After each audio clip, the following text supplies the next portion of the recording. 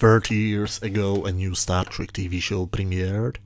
This time it was not on a network, but on syndication, and the title of the new series was Star Trek The Next Generation. The pilot episode was a 2 hours long story named Encounter at Farpoint, and these are my honest opinions about it. In the case you don't know the story behind the story, here is the short version. Gene Roddenberry, the showrunner of both the original series from the 60s and The Next Generation, hired D.C. Fontana, the story editor on both the original and the animated series, to write an hour-long pilot story. She wrote a story in which we met with all of the main characters who explored the mystery of the Farpoint station. However, Paramount has decided that they want a 2-hour-long pilot. Roddenberry solved this problem by taking the finished script and wrote a completely new storyline into the existing story. The new storyline featured a godlike creature, the fan-favorite villain, Q. The story begins in space. We have a wonderful look at the new Enterprise. It's a beautiful ship and a beautiful model, and all of the special effects footage looks amazing in the new Blu-ray transfers. We are introduced to part of the main bridge crew when suddenly the Enterprise is surrounded by a huge force field and Q appears on the bridge. After freezing a crew member, everybody understands what kind of threat Q is, but he wants something worse. He claims that mankind is a bunch of savages who have no right to be in space. When Picard mentions something about a trial, Q disappears, but promises to come back after some preparations. This is a nice opportunity to show a new feature of the Enterprise, the capability of separation of the saucer. The Klingon officer, Lieutenant Worf, is given the command of the saucer section and is ordered to bring the civilians to safety, while the main hull section tries to force Q to pursue just them. Then they get transported into some interesting court, which contains scenes like an Asian midget with a cowbell. Q is of course the judge and threatens them even more, but he agrees he will test them on their new Farpoint mission. Meanwhile on Farpoint we get introduced to Commander Riker and the Crushers, Dr. Beverly and her son, everybody's favorite character, Wesley. They notice that suddenly all of their wishes are being turned into reality, and Groppler Zorn, the administrator, seems to know exactly what is going on, but refuses to say anything. Riker beams to the Enterprise and gets his first task, to join both parts of the Enterprise back together, and we get to watch a never-ending and quite boring sequence of people staring at a screen intercut with some special effects footage. It's great to see it once, but I think it's there only for killing time and showing off their effects, which are much better than the effects from the 60s show. When the real story starts, the crew starts to investigate the strange station. Meanwhile, the Enterprise encounters a strange ship, which starts to attack the old Bandy town. Riker and Data try to get to Zorn to get some answers, but he is captured and beamed away in front of their eyes. I love the fact that Picard just watches how the Bandy town is being attacked without actually interfering. This is the major difference between Kirk and him. Picard, instead of attacking, decides to send an away team to the ship. To their surprise, they find that the interior of the ship is the same as the interior of the Farpoint station itself. They rescue Zorn and get transported back to the Enterprise. We then find out that the ship is actually a creature, which is punishing the people who captured its mate. The mate, of course, is a station itself, and when the Enterprise shoots an energy beam to the station, the creature rises up, and then we see a wonderful example of 1980s special effects work. Today, the creatures are obviously puppets, filmed through special filters, but I remember that when I've seen this scene for the first time, I was watching it with my jaw dropped very down. I never have seen anything so beautiful made for TV. I remember it because my mother used to make fun of it quite often. Q leaves them alone, but promises to come back, and we have a happy ending.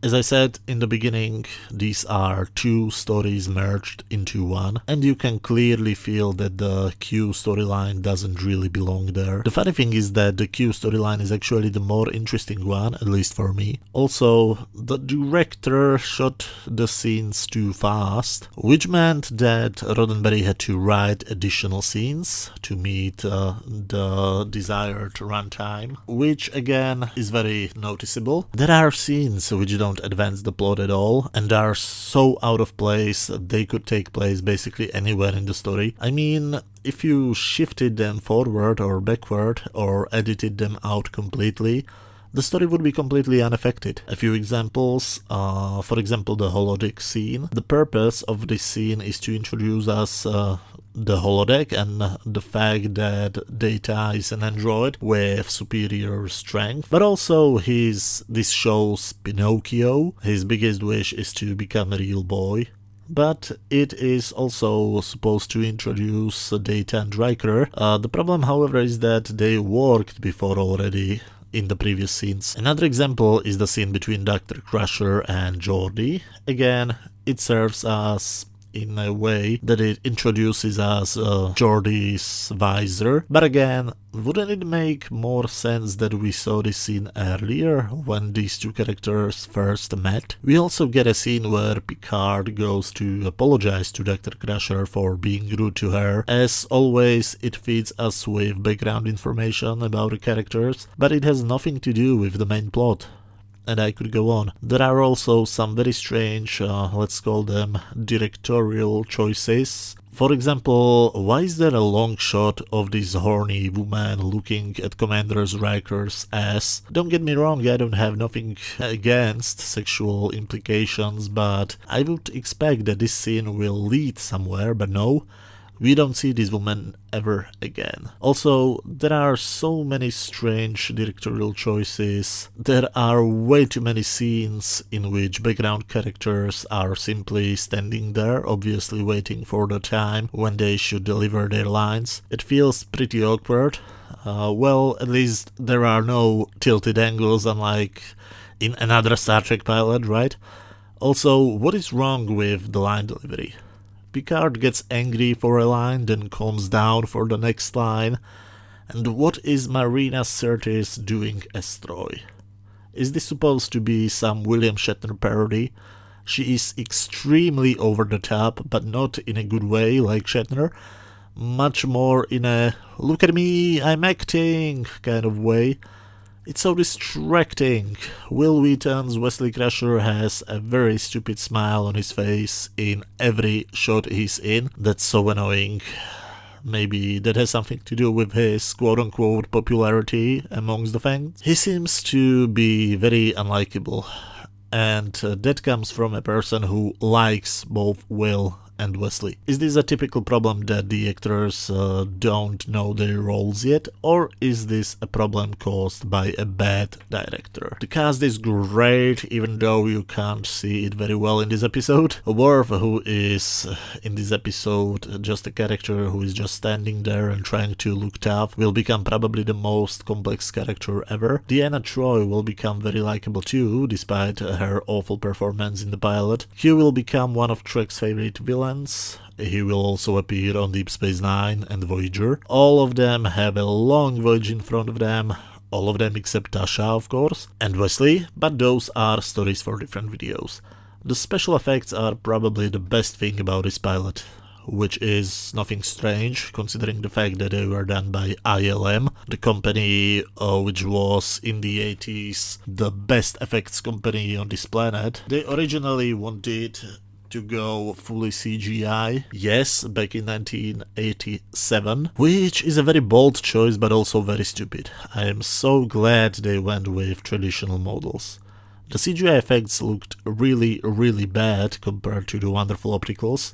If you haven't seen it, a demo reel of the CGI effects was released exclusively in America and Germany for people who bought the Blu-ray sets. I tried to put here a short video sample of the clips, but the video was blocked worldwide immediately, so sorry for that. But overall, Star Trek The Next Generation was shot in the golden age of visual effects in the late 80s, where different effect techniques were used for different shots. In this episode you can see physical models shot on film, classic pencil animation used for the crew as seen inside the Enterprise from outside in the opening credits. You see puppets, you see different video effects and early computer graphics for the phasers. The aliens were done using good old-fashioned prosthetics and makeup work. The sets were really built, they were not CG, and it all looks wonderful, especially if you watch the new HD transfers released on Blu-rays or in some countries on Netflix. The story isn't very good, the acting is sometimes only bad, sometimes actually awful. The directing is bad, but the characters are interesting. You get also some glimpses of what they will do with them in the near future. The effects, as I said, are fantastic and are the things which hold this episode together. Overall, on my rating scale of 0 to 10, where 0 is absolute garbage and 10 is a masterpiece, this episode belongs somewhere in the middle. So I think 5 out of 10 would be more than enough. The first few episodes of the first season will probably get a pretty low score from me. I remember the stories were not very good, to say it politely, but at the same time, if you haven't seen the show before, it will get better.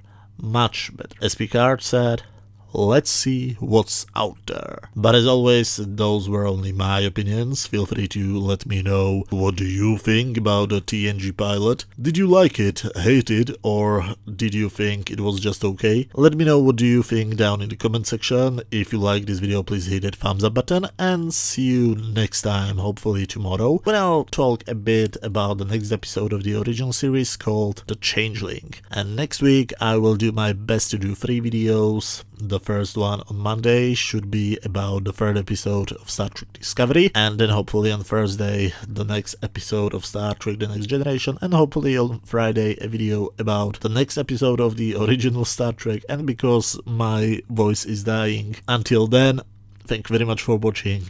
Bye.